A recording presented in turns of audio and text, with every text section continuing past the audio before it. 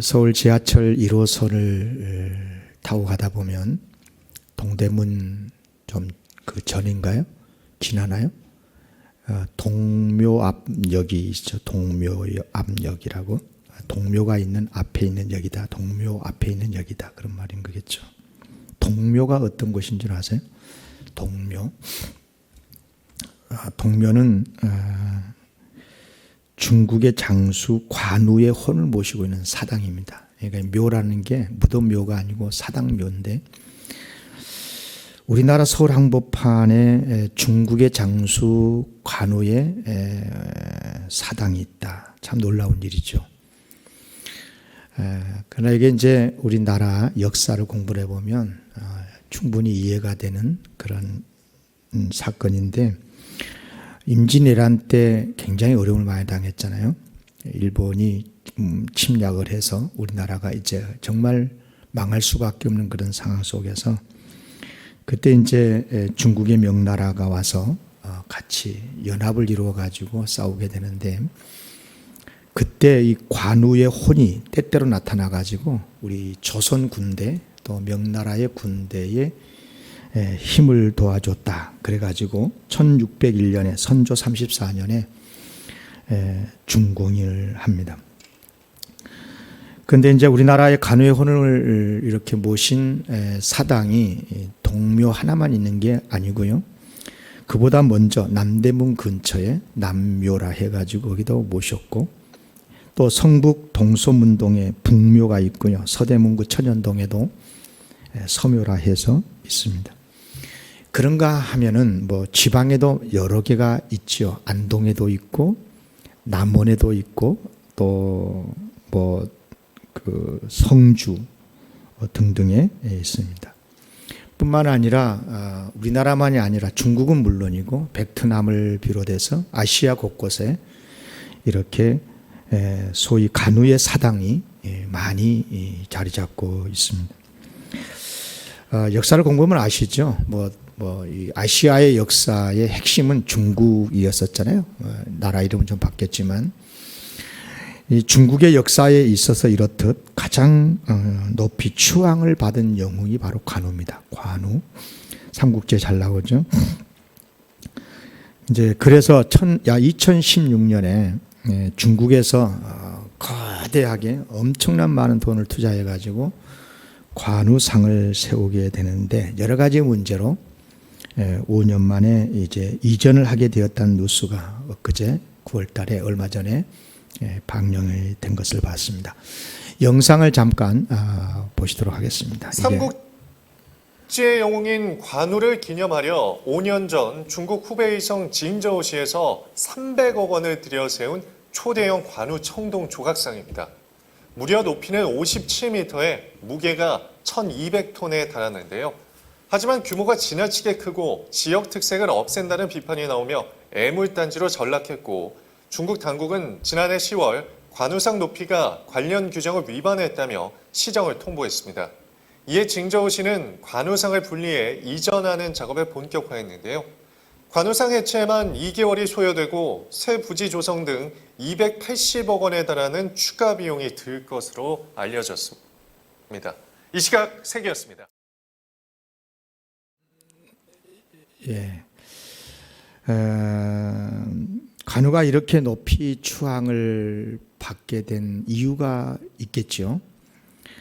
삼국지에 보면 잘 기록이 되어 있습니다만은 막강한 무예, 그리고 철저한 의리, 이런 것 때문에 그렇게 추앙을 받고 있다고 그렇게 역사가들은 말합니다.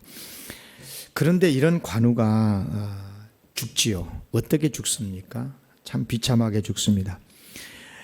오나라 장군 여몽과 육손이 이제 관우와 국경을 이제 마주하고 있었는데, 이제 이 오나라의 장군 그리고 왕이 자신들을 낮추면서 자꾸 이제 관우를 높이 칭송을 많이 하게 됩니다. 그러니까 관우가 자기를 높이니까 상대방을 무시하게 되었고, 그쪽과 국경을 마주하고 있었지만 방비를 약하게 했다가 그만 오나라의 침공으로 인해서 순식간에 간우의 성이 무너지고 맙니다. 할 수 없이 도망가야 되겠죠. 그런데 왕보라고 하는 부하가 산길에는 위험하다, 매복이 있어서 위험하니까 큰 길로 가라고 했지만 간우는 그까진 매복이 뭐가 무서우냐 하면서 산길로 가다가 그만 매복한 적에게 사로잡혔고 비참하게 죽임을 당하고 말았습니다. 여러분, 천하의 명장이고 또 신처럼 그렇게 칭송을 받았던 관우가 왜 이렇게 망했습니까? 한마디로 말해서 교만 때문이었습니다. 제가 누차 말씀을 드렸습니다마는 교만하면 못 봅니다. 안 보입니다. 보려고 해도 안 보이는 거죠. 자신도 못 보고 이웃도 못 보고 아무것도 보이지 않습니다. 자기만이 뛰어난 사람인 거죠.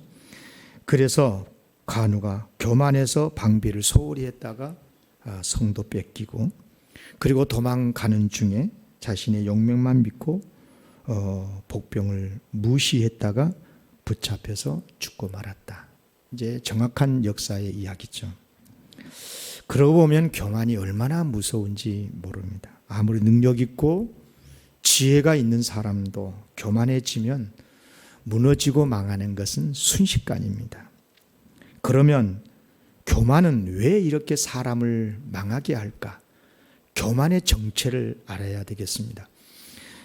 세 가지 문제가 생기는데요. 하나는 자신에게 문제가 생기고요. 둘째는 이웃과의 관계에서 문제가 생기고, 그리고 하나님과의 문제가 생기게 됩니다. 우선 교만하면 자신에게 문제가 생기는데요. 자신에게 생기는 문제 중에 가장 큰 문제가, 핵심이 뭐겠어요? 최선을 다하지 않는다는 것. 대충 해도 잘 되니까, 많은 사람들이 자기를 칭송하고 인정하니까, 그래서 최선을 다하지 않는다는 것입니다. 교만의 진이 적군이 눈앞에 있는데도 경비에 소홀히 했다가, 그렇죠?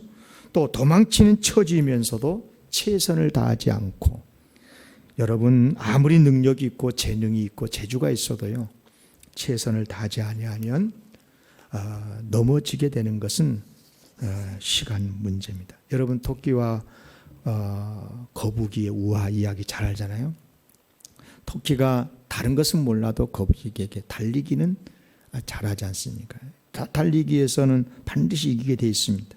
그런데 토끼가 거북이 왜 집니까? 교만에 빠져서 최선을 다해서 달리지 않는 겁니다. 중간에 낮잠을 자지 않습니까?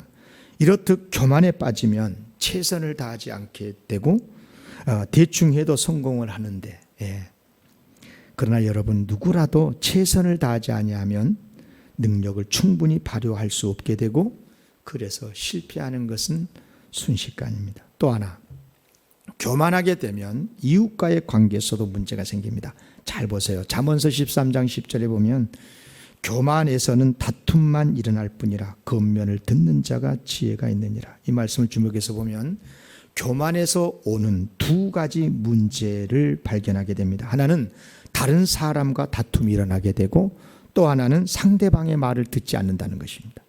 진짜 그렇지 않습니까? 교만하면 다른 사람과 늘 싸웁니다. 다투지요. 여러분, 싸우고 다투면 내 주변에 사람이 남아 있겠습니까? 결국은 다 떠나고 말 겁니다. 많아지는 것은 적들만 많아지는 거죠. 그러면 성공은커녕 고통만 더하게 된다, 이 말입니다. 또 교만에 사로잡히게 되면 남의 말 듣지 않습니다. 여러분, 지혜가 어디서 생긴 줄 아십니까? 지혜가 하늘에서 뚝 떨어집니까? 그렇지 않아요. 관계 속에서, 대화 속에서 사회도 배우고 이렇게 지혜를 얻을 수 있는 거죠. 그런데 이웃이, 다른 사람이 없어지고 다른 사람과 대화가 줄어지고 사귐이 없다 보면 지혜를 얻을 수가 없게 되고 결국은 실패할 확률이 높아질 수밖에 없다는 겁니다. 잠언 15장 22절이죠. 의논이 없으면 경영이 무너지고 지략이 많으면 경영이 성립하느니라. 이 말씀도 주목해서 보면 두 문장이 하나로 묶여져 있는데요. 앞문장과 뒷문장이 뜻이 서로 반대죠. 앞문장은 뭐냐면 경영 실패 이유를 말하고 있고, 뒤의 문장은 경영 성공의 이유를 비결을 말하고 있습니다. 여러분, 경영이 무너진다는 것은 이게 망한다는 거잖아요. 반대말이 뭐예요? 경영이 성립한다. 경영이 세워 잘 된다, 운영된다는 말이잖아요. 그런데 의논이 없다.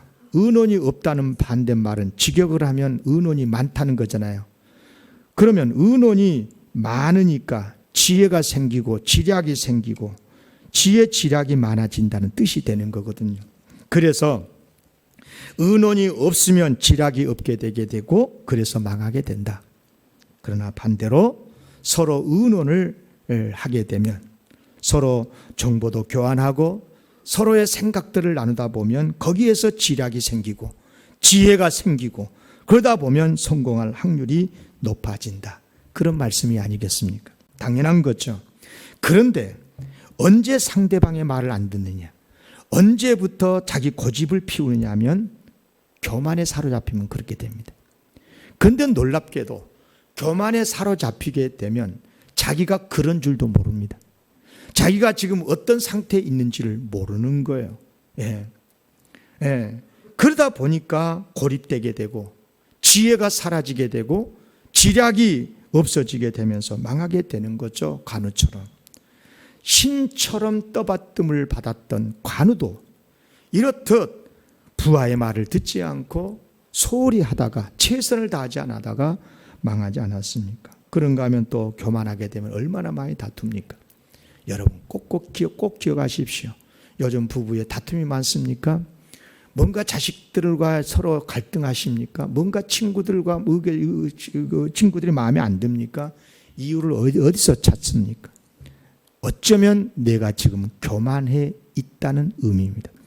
그렇기 때문에 남의 말을 듣지 않습니다. 아내 말을 듣지 않습니다. 잔소리도 들립니다. 친구들이 어리석은 것 같습니다. 여러분, 이른바 자기를 높이면서 자기가 맞다, 내가 맞다라고 자기를 높이면서 상대방을 이기려고 하니까 다툼이 일어나는 것입니다. 그렇게 되면 어떻게 됩니까? 자기만 망한 게 아니라 그 공동체도 무너지는 것은 순식간입니다. 부부관계가 깨지고 가정이 무너지고 그렇지 않겠습니까? 예수님께서 말씀하셨잖아요. 누가복음 11장 17절. 여러분 요즘 수요 예배 때마다 누가복음 11장을 공부하고 있는데 예수님의 말씀입니다. 스스로 분쟁하는 나라마다 황폐하여지고, 맞지요? 그리고 스스로 분쟁하는 집은 무너지느니라. 자기만 망하는 게 아니라 자기가 속해 있는 그 공동체, 나라가 됐든 직장이 됐든 가정이 됐든 심지어 교회조차도 무너지는 것은 순식간이라는 것입니다. 그렇습니다. 너도 나도 어떤 사람도 어떤 단체도 교만하면 망합니다. 교병필패, 교병필패란 말 아세요? 교만한 군대는 반드시 망한다. 대체로 그랬습니다. 세계를 한때 제패했었던 그런 로마 제국을 비롯해서 많은 군대가 무너졌을 때가 언제였느냐? 우리 군대는 절대 무너지지 않는다. 세계 최강이다 하면서 아무리 군사력이 강해도 교만에 빠지면 무너진다는 것입니다. 반드시 무너지게 된다는 것입니다. 그런데 여러분 잘 들으셔야 될 게, 교만하게 되면 망하게 되는, 반드시 망하게 되는 진짜 이유는 따로 있습니다. 그것은 뭐냐면 하나님과의 관계가 뒤틀려져 버리기 때문에 그렇습니다. 문제가 생기는 거예요. 하나님 관계가. 여러분 하나님께서 망하게 하시면 망하지 않을 자가 어디 있어요? 예? 하나님이 교만을 얼마나 미워하신다는 걸 여러분 잘 아시지 않습니까? 성경의 신구약 성경을 통틀어서 하나님이 가장 싫어하는 것을 한 가지 딱 정하라 그러면 교만인 거예요. 교만이 그렇게 무섭고 하나님이 싫어하신 겁니다. 얼마나 싫어하시냐 보십시오. 잠언서 16장 5절에 보면 무릇 마음이 교만한 자를 여호와께서 미워하시나니 피차 손을 잡을지라도 벌을 면하지 못하려. 교만한 사람이 아무리 이웃과 협력하고 우리 잘해보자 손을 잡아도 하나님의 벌을 피할 수 없다는 거예요. 교만한 사람도 자기 목적을 이루기 위해서는 다른 사람들과 협력도 하지 않습니까? 그렇다 해도 하나님이 미워하시고 하나님이 심판하시면 피할 수가 없다는 말씀 아니겠습니까? 그런데 하나님이 그렇게 교만을 미워하신다는 거잖아요. 그러면 이런 질문을 할 수가 있습니다. 도대체 하나님은 왜 그렇게 교만을 미워하실까? 하나님이 왜 교만을 미워하신다고 생각하십니까? 싫어하신다고 생각하십니까? 하나님과 우리 인간의 본질을 알면 그 답이 나옵니다. 하나님이 누구십니까? 인간은 어떤 존재입니까? 하나님은 우리 인간을 창조하신 창조주이십니다. 그리고 인간을 왜 만드셨습니까? 창세기에 의하면 인간 창조의 목적은 명확합니다. 하나님께서 만드시고 창조하신 이 우주 세계, 바다가 됐든 산이 됐든 인간이 됐든 사회가 됐든 어떤 공동체가 됐든 인간으로 하여금 하나님이 원하시는 공동체, 그런 세상을 만들라고 창조하신 거거든요. 그래서 만물의 영웅으로 만든 것 아니겠어요? 그래서 사람은 본질적으로 하나님을 이해해서 살고 또 하나님의 뜻을 이루면서 살 때 행복하게 되어 있습니다. 사람이 언제 행복하냐? 평안해야 행복하잖아요. 그런데 그 평안이 어디서 오느냐? 여러분, 인간관계 속에서 뒤틀리면 불편하면 잠도 안 오고 그러잖아요. 더군다나 하나님과 관계가 뒤틀리면 평안하겠습니까? 행복하겠습니까? 여러분, 그런데 교만에 빠지게 되면 이걸 잃어버리는 거예요. 자기 인간의 존재를 몰라버린 거예요. 자기가 대단한 존재인 줄 알고 자기가 제일이라고 생각을 해서 자기를 높이고 자기 뜻대로 자기 고집을 부리면서 하나님이, 여러분 이런 사람 좋아하시겠습니까? 이런 사람에게 복 주시겠습니까? 절대 아니지요. 그래서 아무리 노력하고 아무리 공부하고 아무리 협력하고 손을 잡고 최선을 다해도 망할 수밖에 없는 것입니다. 하나님이 망하게 하시니까, 미워하시니까 망할 수밖에 없는 거잖아요. 대표적인 성경의 사건이 있죠. 바벨탑 사건. 당시 사람들은 높은 탑을 쌓기 위해서 최선을 다해요. 당시 최고의 과학을 가지고 최고의 기술로 최고의 양질의 벽돌을 만들어서 최대한 높이 많이 쌓았었습니다. 창세기 11장 3절이죠. 서로 말합니다. 자, 벽돌을 만들어 견고히 굽자 하고 이에 벽돌로 돌을 대신하여 역청으로 진흙을 대신하고, 그리고 힘을 모아서 서로 협력하죠. 4절입니다. 자, 또 말하되 자, 성읍과 탑을 건설하여 그 탑 꼭대기를 하늘에 닿게 하여 우리 이름을 내고 온 지면에 흩어짐을 면하자 하였더니, 이른바 인간의 뜻을 이루기 위해서, 인간이 이대하다, 인간이 위대하다, 이 뜻을 이루기 위해서 온갖 최선을, 당시 최고의 과학을 동원해 가지고 이렇게 최선을 다했던 거예요. 여러분, 표면적으로 보면 그게 뭐가 잘못된 겁니까? 표면적으로 보면 탑 쌓고, 그렇죠? 최고의 과학을 동원해서 이런 아름다운 탑을 만드는 게 뭐가 잘못된 겁니까? 그러나 그 안에는 무서운 함정이 있습니다. 두 가지 문제가 잠복되어 있습니다. 목적이 틀렸습니다. 뭡니까?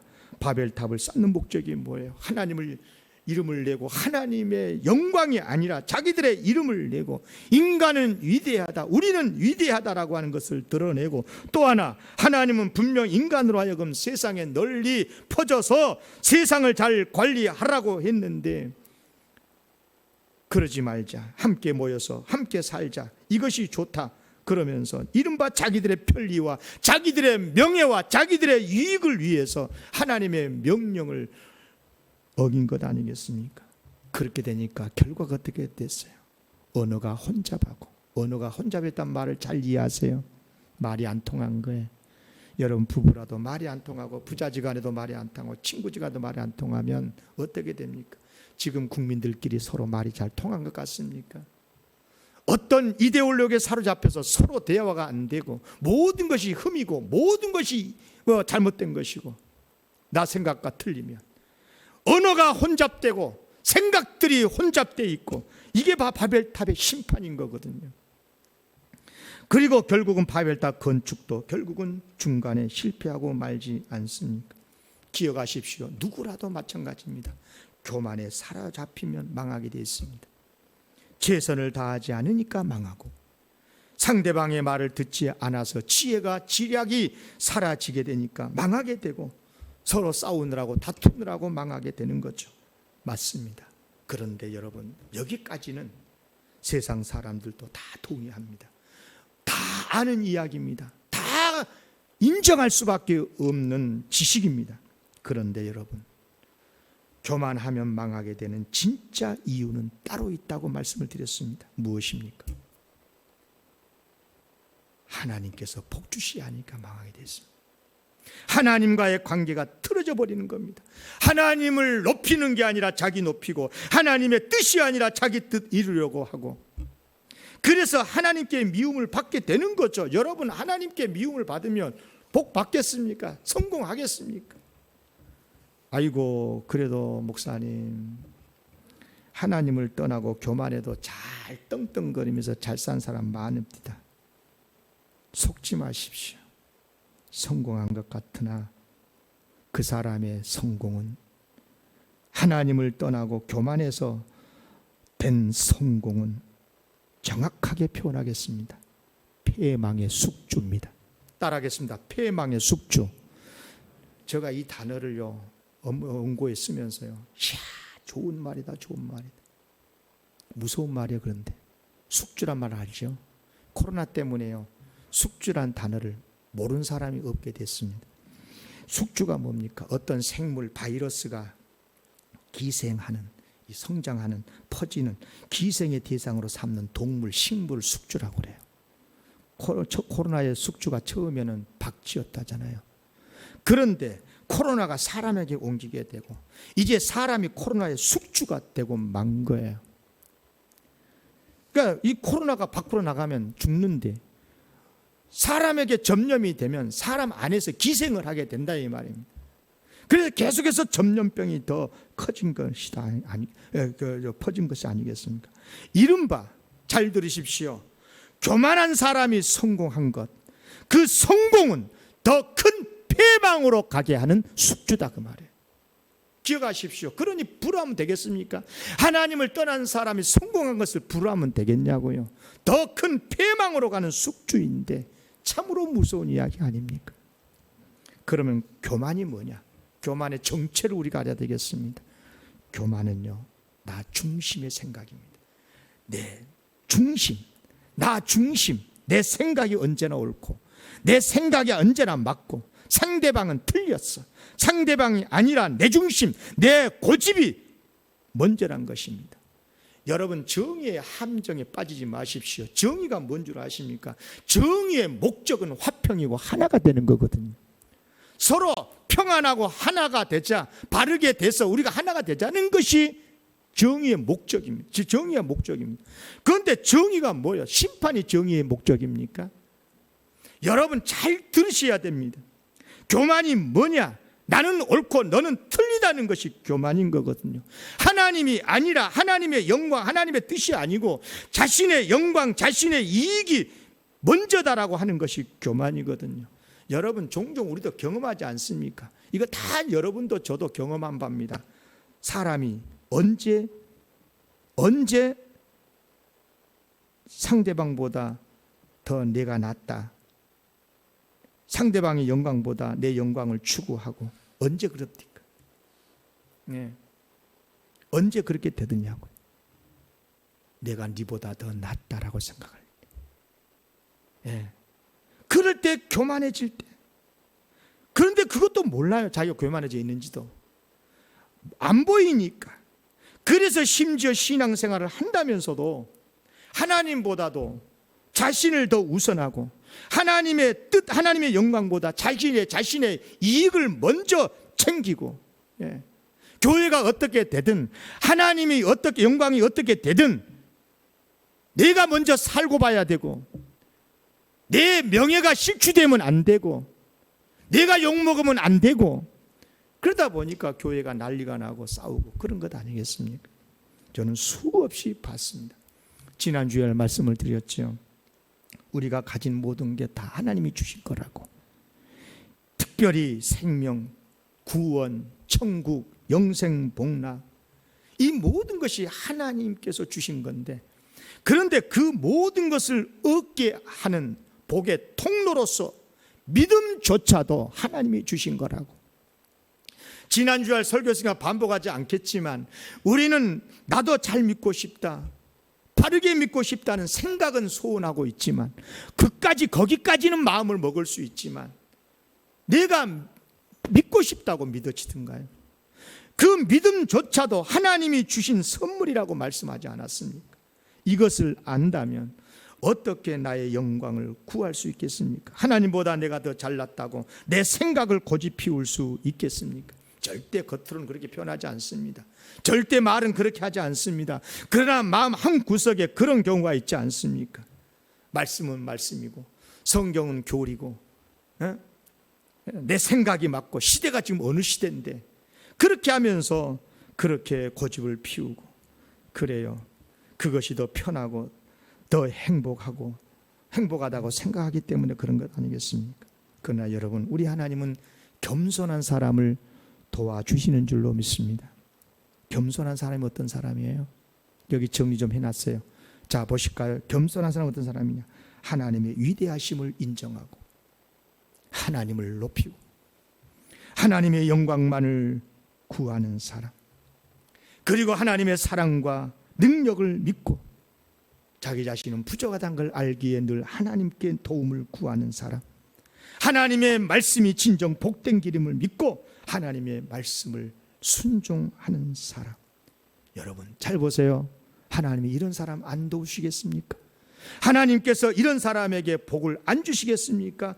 그래서 겸손한 사람이 성공을 하게 되는 거고 존귀함을 받게 되는 겁니다. 잠언서 18장 12절입니다. 사람의 교만의 마음은 패망의 선봉이요, 겸손은 존귀의 길잡이니라. 참 좋은 단어입니다.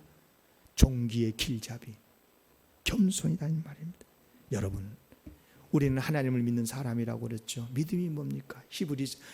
신약에서의 믿음은 많은 해석을 합니다만은, 이런저런 믿음은 바라는 것들의 실상이다, 이런 표현도 있고, 믿음은 의에 이르는 비결이다, 구원에 이르는 하나님이 주시는 선물이다, 여러 가지로 해석이 되는데, 시편에 의하면 믿음의 개념은 딱 정리되어 있습니다.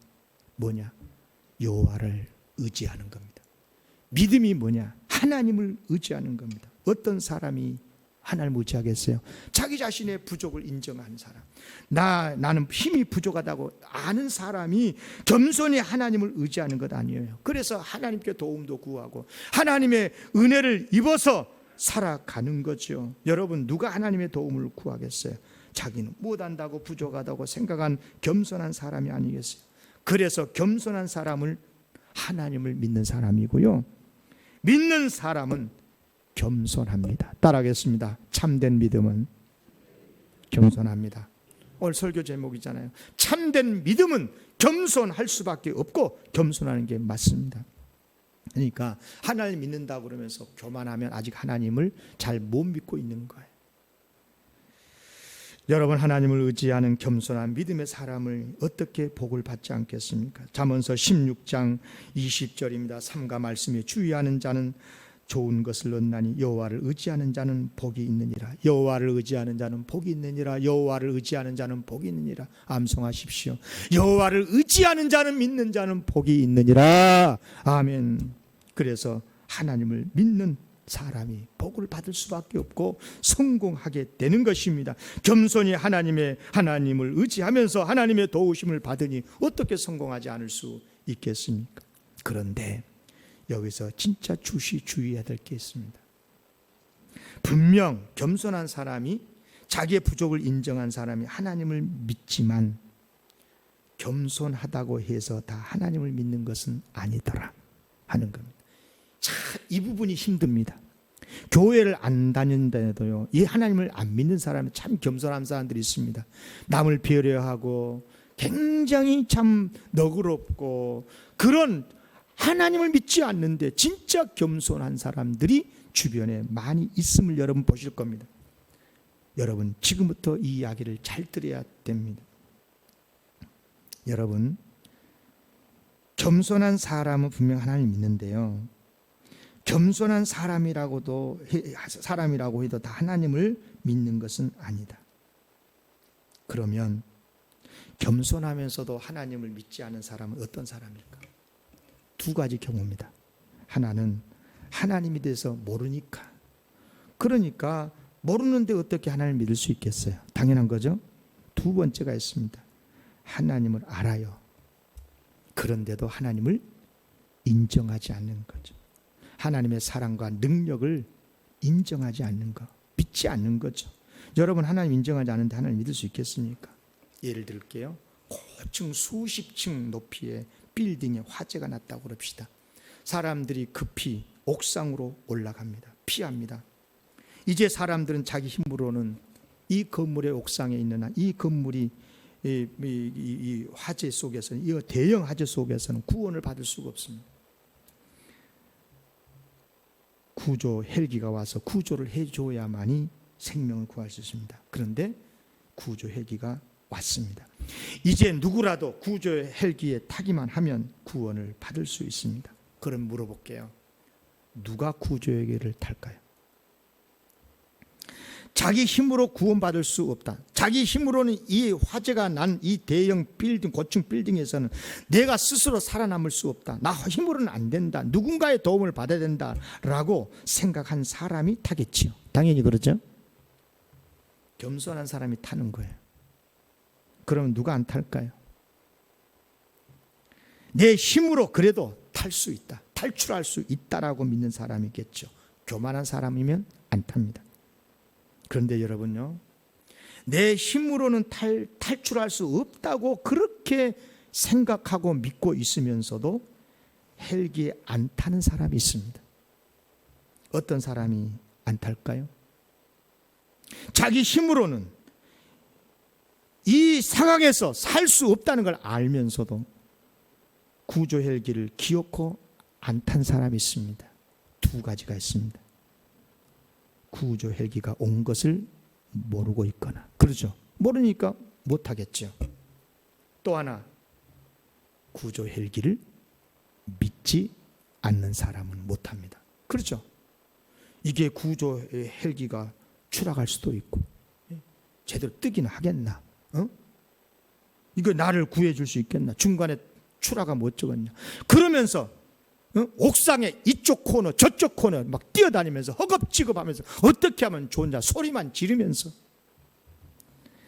여러분, 그렇습니다. 아무리 자기 힘으로 구원받을 수 없다는 것을 알고 있고 인정을 하더라도 그런 걸 보면 겸손한 마음을 가진 사람인 것 같은데, 구조 헬기를 믿지 모르거나 믿지 못하면 안 타듯이, 못하듯이 하나님을 믿지 않으면 구원받을 수 없다는 것입니다. 그래서 겸손한 사람이면 하나님을 믿을 수 있지만, 하나님을 믿는 사람은 겸손한 사람이지만 겸손하다고 해서 다 하나님을 믿는 것은 아니더라는 것입니다. 여러분, 그래서 이런 사람들을 보면요, 자기가 연약하고 부족하고 힘이 없다, 누군가의 도움을 받아야 산다라고 하는 걸 다 알면서도, 내 힘으로는 이 어려움을 해결할 수 없다는 걸 알면서도 그런 걸 보면 겸손한 사람인 건 맞지만 하나님을 믿지 않는 사람은 어떻게 된 줄 아십니까? 허겁지겁, 이런 방법 저런 방법, 다 동원해 봅니다. 그러다가 안 되면 부모 원망하고 사회 원망하고 비판하고, 그러다가 희망을 잃어버리고 자포자기하고, 그래서 자살도 하는 것이 아니겠습니까? 그래서 겸손한 사람을 굳이 나눈다면 두 부류가 있습니다. 하나는 뭐냐? 하나님을 믿고 자신의 연약함을 인정하고, 하나님을 믿고 하나님이 없으면 살 수 없음을 알고, 하나님께 소망 두고 하나님께 새 힘을 얻어서 힘차게 충성스럽게 어렵지만 힘차게 하나님의 도움을 받으면서 살아가는 사람, 이런 사람은 성공을 할 확률이 높습니다. 맞죠? 그러나 자신의 무능을 알면서도 이까지는 겸손한 것 같아요. 자기를 알아. 그런데도 하나님을 믿지 않습니다. 하나님이 시켜준다냐? 하나님을 믿으면 구원 받는다냐? 그러면서 믿지 않습니다. 하나님을 믿지 않으니 인간의 노력을 다 해보겠지만 그러나 아무 희망도 없고 나중에는 결국은 좌절하게 되고 낙심하게 되고 세상 원망하게 되고 그러다가 자포자기하게 되고 죽으면 다 끝이지 생각하면서 방탕하게 살게 되기도 하고 온갖 악행을 저지르다가 비참하게 되는 것 아니겠어요? 그래서 예수 믿다가 타락한 사람이 가장 잘못되기가 쉬운 것입니다. 예수를 믿다가 잘못되면 얼마나 추억하게 되는 것을 저는 주변에서 많이 보고 있습니다. 목사도 예외가 아니고 장로도 예외가 아닙니다. 사랑하는 성도 여러분, 진짜 겸손한 사람이 어떤 사람입니까?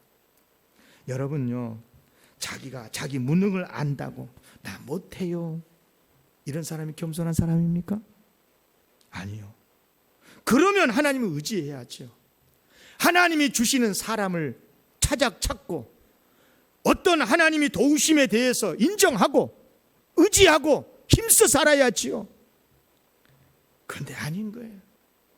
싫으면 싫은 사람이 주는 밥도 먹기 싫다고, 하나님이 싫으니까, 교회가 싫으니까 하나님이 싫고 하나님이 주신 복도 안 받겠다고 그러고, 무슨 말입니까? 이런 사람이야말로 진짜 교만한 사람이 아니고 무엇이겠습니까? 여러분, 하나님을 무시하고 자신의 판단만을 믿기 때문에, 그래서 이런 사람은 진짜 교만한 사람입니다. 그래서 여러분, 진짜 겸손한 사람 되기를 기원합니다. 그러면 진짜 겸손한 사람은 어떤 사람일까? 두 가지의 모습을 반드시 지닙니다. 두 가지를 지니는 사람이 진짜 겸손한 사람입니다. 첫째, 하나님의 은혜가 아니면, 하나님의 도우심이 아니면 나는 아무것도 아니라고 인정하는 사람이죠. 맞죠? 자신의 연약함을 아는 사람. 그래서 고집 피우지 않습니다. 그래서 자기를 높이지 않습니다. 하나님의 유익, 하나님의 영광만을 구하죠. 두 번째, 나를 향하신 하나님을 믿기 때문에, 하나님의 구원을 믿고 하나님의 능력을 믿기에 하나님을 의지하면서 하나님의 주시는 힘으로 신실하게 살아가는 것입니다. 하나님께 소망을 두고 하나님의 약속을 믿고 반드시 하나님은 나를 새롭게 하실 거다, 나를 구원시켜 주신다, 나에게 복을 주신다는 것을 기대하면서 성실하게 아무리 힘들고 어려워도 다시 출근을 하고 다시 열심히 일을 하고 그렇게 살아가는 것입니다. 연약하고 부족하지만 결코 주눅들지 않고, 지금 코로나 상황 속에서 당장 어렵고 고통스럽기는 하지만 거기에 함몰되지 않고 하나님을 의지하면서 하나님 주시는 힘 감사합니다, 오늘도 다시 힘내보겠습니다, 오늘도 다시 열심히 살아보겠습니다 하면서 힘차게 살아가는 사람, 하나님이 복 주시지 않겠습니까? 그래서 그런 사람들은 성공적인 삶을 살게 되는 줄로 믿습니다. 진실로 우리 영광의 식구들이 이런 성도들이 되시기를 기원합니다. 교만하도 참 이상하게 교만한 사람이 있습니다. 나 힘 있어, 이렇게 하면 교만한 사람이라고 자기도 인정하니까 그냥 뭐 그렇다 치고, 그런데 이상하게 교만한 사람이 있습니다. 정말 싫습니다. 이런 사람들. 자기는 부족하다고 말을 해요. 자기는 잘 못한다라고 생각도 해요, 실제로. 그런데도 하나님을 믿지 않습니다. 대화를 해보면 말은 참 겸손한 것 같습니다. 고상하게 말합니다. 참 우리가 어떻게 할 수 있겠습니까? 나는 부족합니다 말을 해요. 그런데 꼭 그 말 끝에 부모 원망하고 세상 비판하고 누구 때문이라고 그러고, 말은 겸손한데 그 마음에 자기로 가득 차 있습니다. 자기 판단이 옳대요. 자기만이 옳답니다. 예. 이런 사람이야말로 진짜 이상하게 교만한 사람입니다. 사랑하는 성도 여러분, 그런 것은 진짜 겸손이 아닙니다. 가짜 겸손입니다. 진짜 겸손한 사람은 뭡니까? 자기 자신의 부족을 인정하되, 그래서 더 하나님을 의지하고 하나님의 약속을 붙들고 희망 가지고 어렵고 힘들더라도 같이 서로 축복하면서 우리 힘내보자. 그러면서 최선을 다해서 다시 연장 들고 다시 출근하고 힘들더라도 다시 매진하고 최선을 다해서 살아가는 사람이 진짜 겸손한 사람이고, 참된 믿음은 그래서 겸손한 것입니다. 우리 사랑하는 성도들, 진짜 겸손해서 하나님께 복을 받고 성공하시길 주의 이름으로 기원합니다. 기도하겠습니다.